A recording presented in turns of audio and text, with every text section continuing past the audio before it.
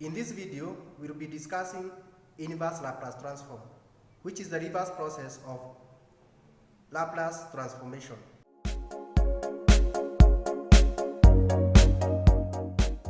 If you have not subscribed to this YouTube channel, hit the subscribe button down below. By the way, subscribing to our YouTube channel is entirely free. Having subscribed, now we can embark on our work of finding the inverse Laplace transform of various functions. As we can see here, the inverse Laplace transform is a reverse process of Laplace transformation. In the previous few videos, we have been finding the Laplace transform of various functions. What we are now going to do is reverse the process. In Laplace transformation, you are given a function of time and you have to get a function of s. That is, in Laplace transformation,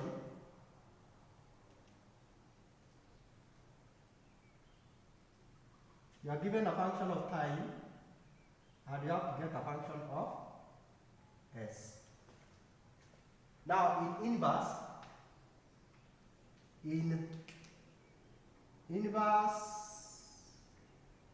Laplace transform,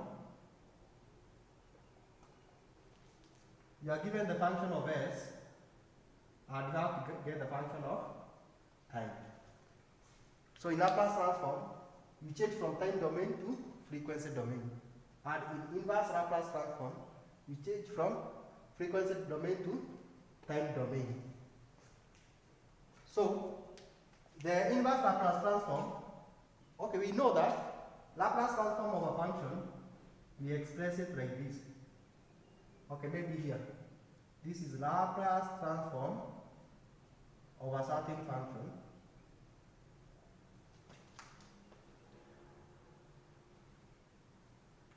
Here we say Laplace transform of a certain function of t. Laplace transform of a certain function of t will give us function of s. Here, the inverse Laplace transform of a function of s will give us a function of t. So we use the this symbol to find the inverse Laplace transform.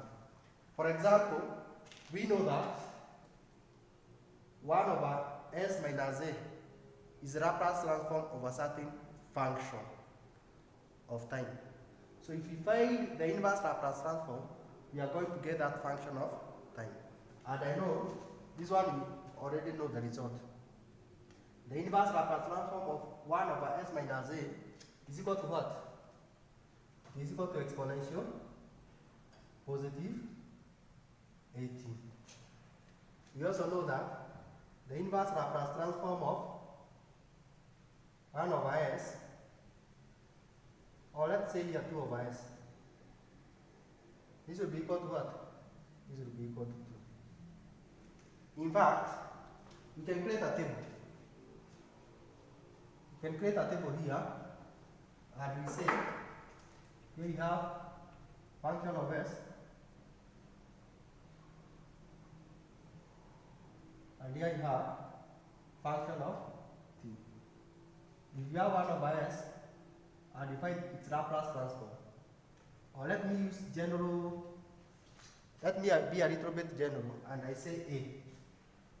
If you have a over s, and you find its inverse Laplace transform, it will be just a constant a.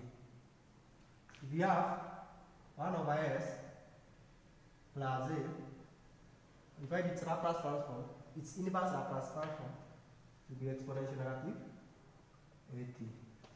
If you have 1 over s minus a and you find the inverse Laplace transform, it will be exponential 80. If you have a over sine squared plus a squared and you find the inverse Laplace transform, it will be sine 80. If you are given s plus a squared, and you are told to find the inverse Laplace transform, it will be cosine of at.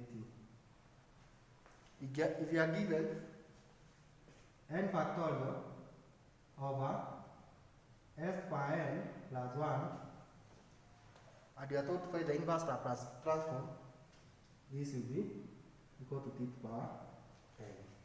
This one we already know them because we derived them in the previous videos.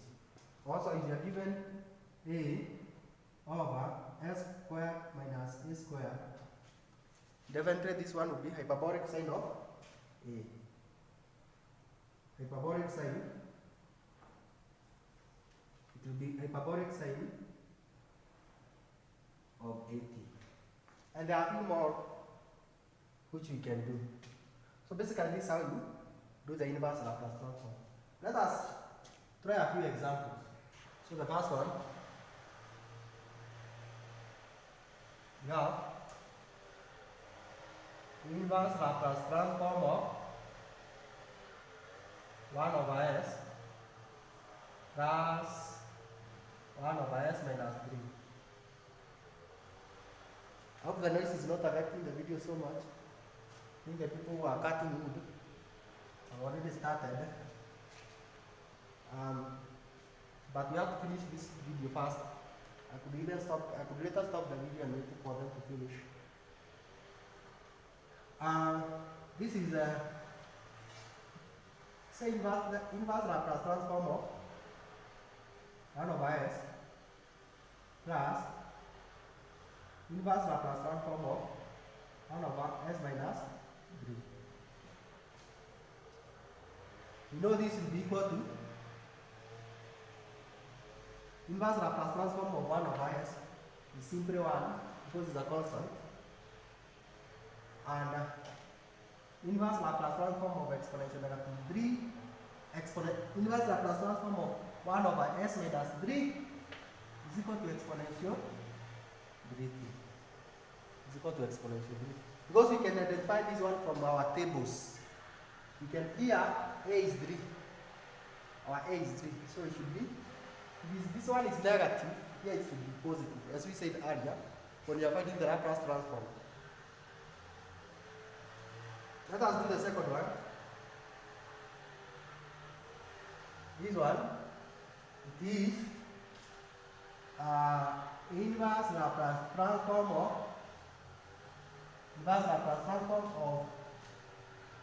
3 over s squared minus 9 minus s over s squared minus 16. If I the inverse Laplace transform of that function, it will be equal to inverse Laplace. Let us split them. We add each one of them on its own. It will be inverse Laplace transform of 3 over s squared minus 9. We add each one of them on its own minus inverse Laplace transform of s over s squared minus 16. S minus s squared. S over s squared minus 16. Inverse Laplace transform of 3 over s squared minus 3 squared minus inverse Laplace transform of s over s squared minus 4 squared. Notice this one takes the form a over sin squared minus a over s squared minus a squared, and this one takes the form of s squared minus a squared, where a is 3 here where a is 4. Where a is 4. So we could identify this one from the table of inverse Laplace transform. This is hyperbolic sine, and this is hyperbolic cosine. And now we can say, remove this now because you already know what we do. The inverse Laplace transform of this is, now finally, will be equal to,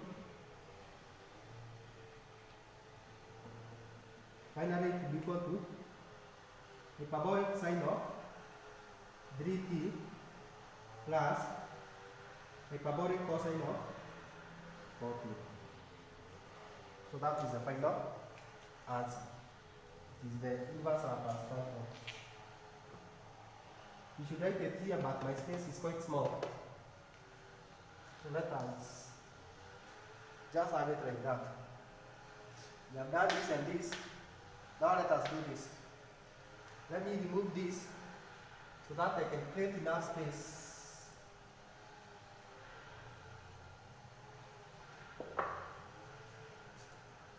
We have number 3.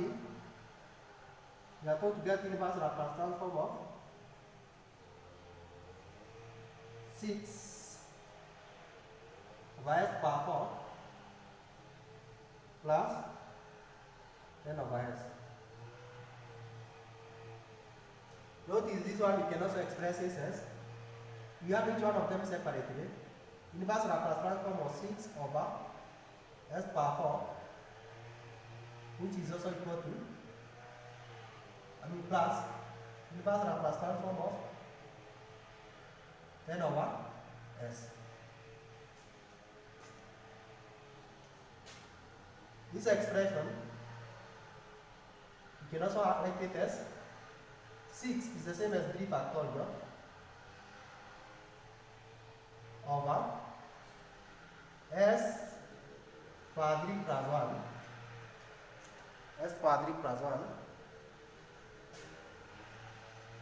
plus inverse Laplace transform of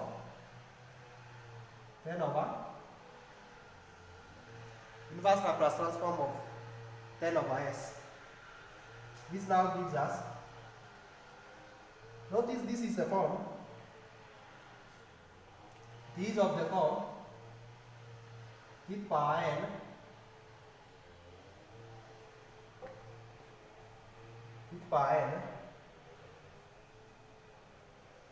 and this one is just a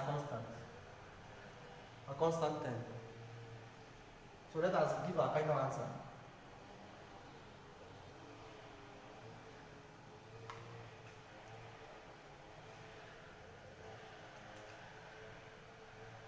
Okay, before that, when you have something of t power n, it usually becomes 1 over n s plus 1. Notice our n is 3 here, because it's n factorial and we are saying 3 factorial. So n is 3. Again here n is 3. So finally, you say this is t power 3 plus 10. T power 3 plus 10. We have obtained the function. This is a function of time. This one is a function of time. So we have managed to change from this one is a function of s.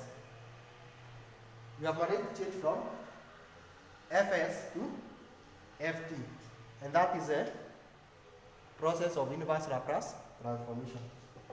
So now finally do the last one. Our last one is number 4. It is inverse Laplace transform of 20 over s squared plus 4 minus 20s over s squared plus 4.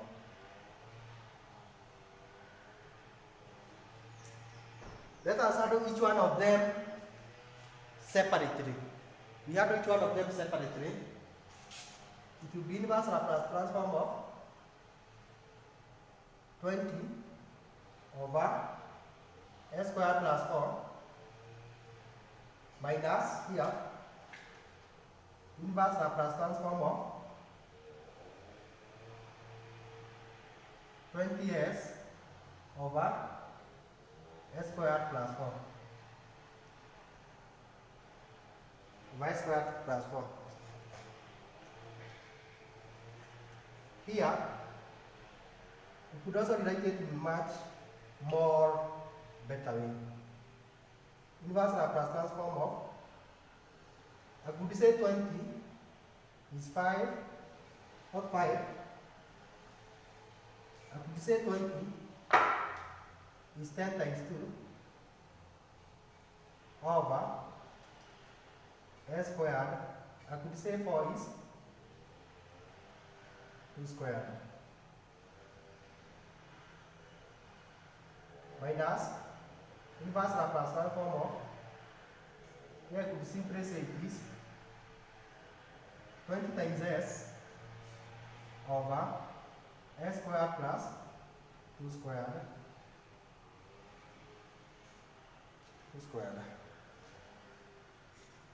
Notice this 2, I could take it outside the inverse Laplace. This 10, we could take it in outside the inverse transformation sign. And this 20, we could take it outside the inverse Laplace transform sign or symbol. Let us do that. It now becomes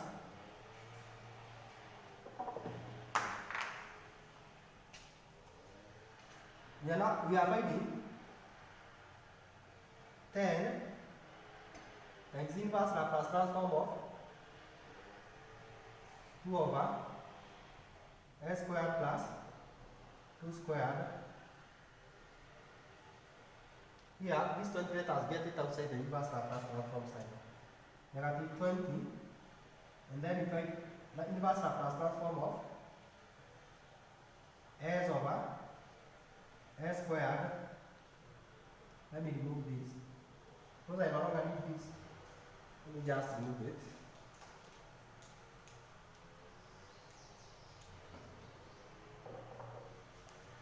Here plus 2 squared. This is 20. Notice this one. It is of the form a over s squared plus a squared. This one is of the form s over s squared plus a squared. This is the sine function. This is the cosine function. Here our a is 2. Here our a again is 2. So that now we write this is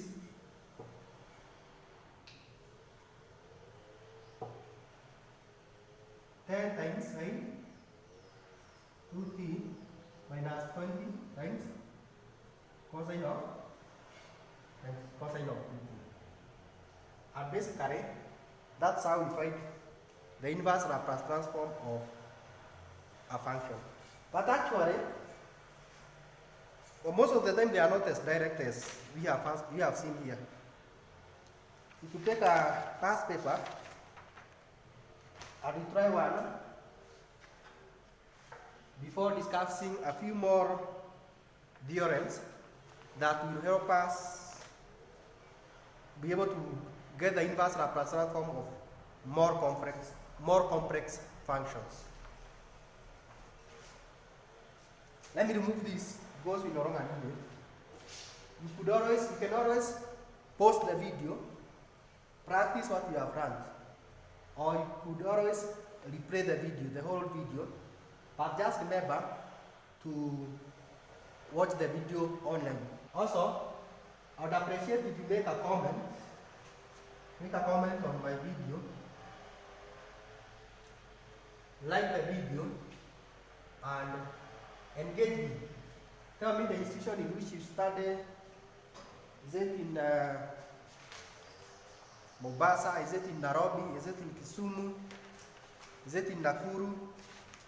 Is it in Eldoret or Nyeri or in which part of the country? It's question 4.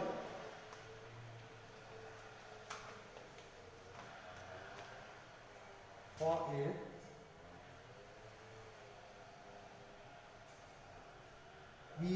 In the previous video, we already did 4A Roman 1. We have already done 4A Roman 1. If you have not seen the video, check it on the link shown here. Right there. Roman 1 which we have already done. And now Roman 2. Inverse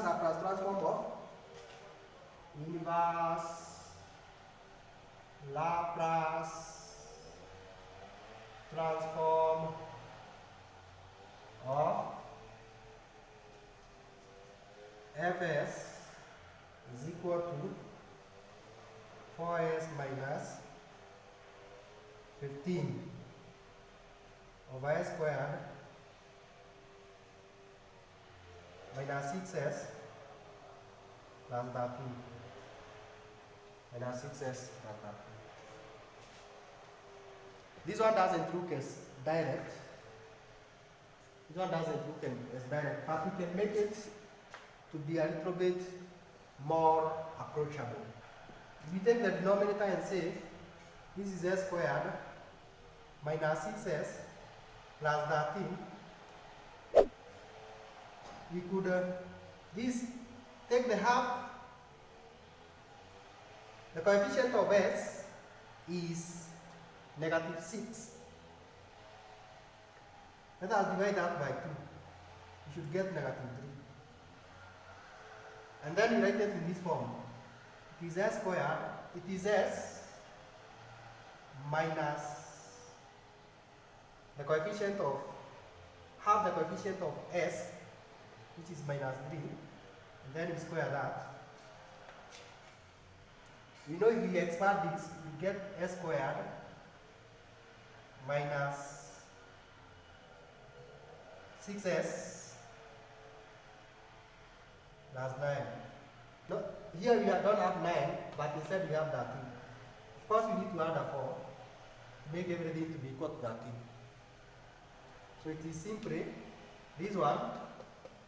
It is simply. Notice I've used half coefficient of s to get this negative 3. A lot of time you require yourself, you find yourself requiring to use the half coefficient of s. So I want now to rewrite my problem. Maybe let me use this space here. So what we have over there is Fs is equal to 4s minus 15 over s squared minus 6s plus 13, which you have seen is s minus 3 squared plus 4. We could also take care of the denominator. Not denominator but numerator. We could also say it is 4s minus 12 plus 15. Not plus 15, minus 3. Because 4s minus 12 minus 3 will give us minus 15 over s minus 3 squared plus 4. Let us factor out here 4. Factor out here 4. 4 s minus 3 minus 3 over s minus 3 squared plus, we say plus 2 squared. Because 4 is 2 squared. So that now we say this is the same as dividing. We are not yet. We are just rearranging so that we can now start finding the inverse Laplace transform.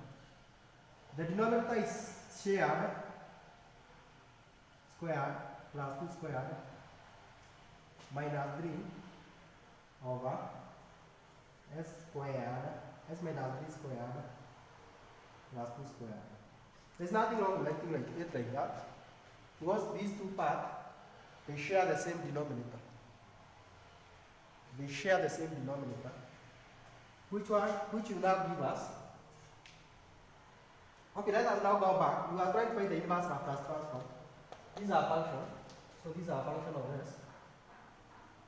We have rearranged it in a way that will be more convenient for us to get the inverse Laplace transform.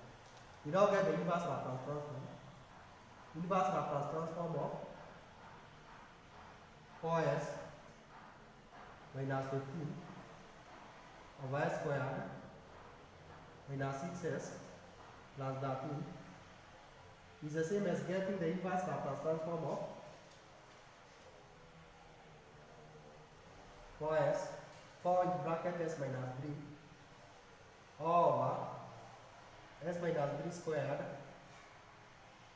plus 2 squared minus 3 s minus 3 squared plus 2 squared. I hope you have not started noticing something when it's like that, when it's in that format. The first shift theorem. Shift theorem.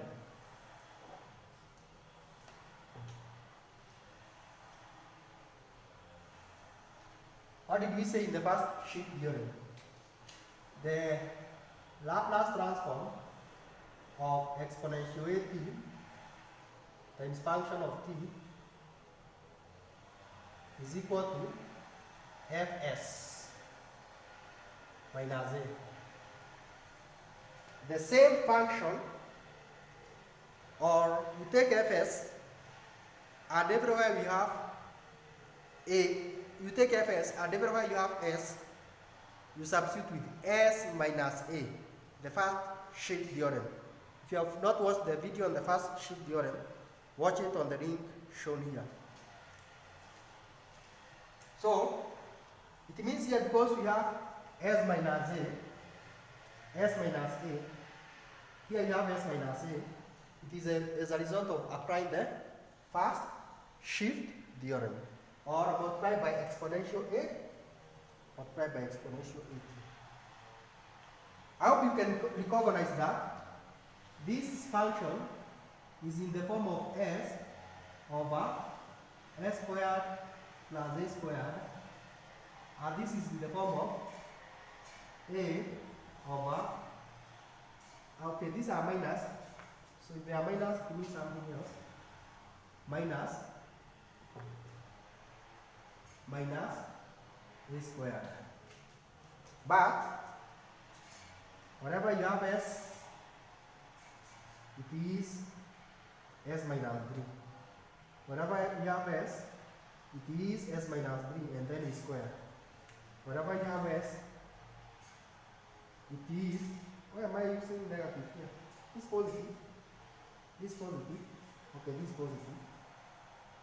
positive, not negative. Whenever you have s, it is subtracted, it is s minus 3. Whenever you have s, s minus 3.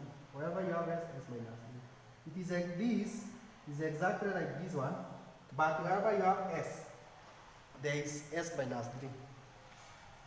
This is exactly like this one, but whenever you have s, there is s minus 3. It means there must be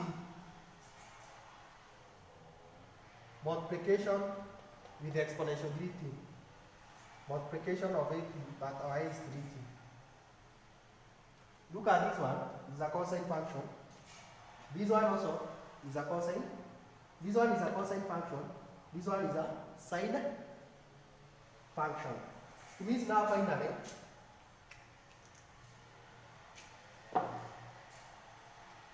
the inverse Laplace transform, I want to use grid. Inverse Laplace transform of 4 with bracket s minus 3 over s minus 3 squared plus 4. Is it plus 4 or plus 2 squared? Plus 2 squared plus 2 squared. We find that one on its own minus inverse Laplace transform of 3 over s minus 3 squared plus 2 squared. This one, there is a 4. You see this 4? There is a 4. And because of negative 3 here, negative 3 here, there must be a multiplication of exponential 3t, and then the rest is the cosine function, but our a is 2t. Our a is 2 minus, here because of negative 3, there must be exponential 3t. The rest gives us a sine 2t. This is a result of reversing the first shift theorem. And the reason why we have been able to notice it is as a result of reversing the first shift theorem is because of this s minus 3. It tells you that there is application of the first shift theorem. A lot of time in problem involving matrices 2 in that year, you get problem of this nature, where it is a result of applying the first shift theorem. So for those who are in that year, doing electrical engineering, they will really need to apply this in matrices 2. A situation where you have to find inverse Laplace transform of a function that is a result of applying the first shift theorem. I'll now stop the video here so that I can wait for the noise to reduce and continue making another video for you.